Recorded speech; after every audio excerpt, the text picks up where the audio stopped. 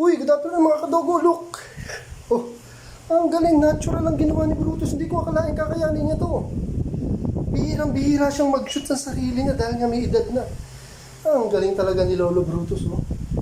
Magaling to, kahit ganito to. Bagay, bata pa rin to, 5 taon mahigit pa lang, you know? Pero mostly kasi na-artificial ko siya. Insemination, kagaya nung una, artificial insemination, di ba? Galing naman ni Tata Brutus. At saka si Lola Maggie, very good naman. Magaling mag-produce tong mga to, bilib ako dito. Puro healthy, hindi ako namatayan ng papi niyan. Bilib ako dyan. Ang galing-galing talaga. Si Maggie, ito, small type princess to, maganda talaga to. Si Brutus naman, mas lagong princess type to.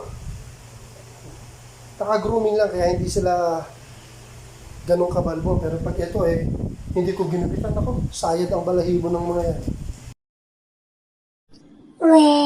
Di nga. Galing mo, Brutus ah.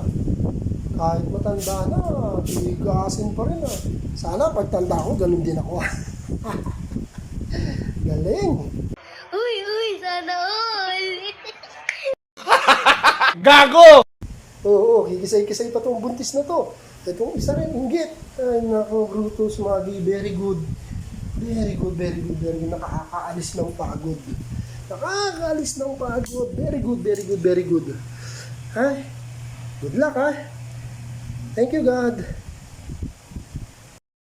Thank you for watching mga kadogo.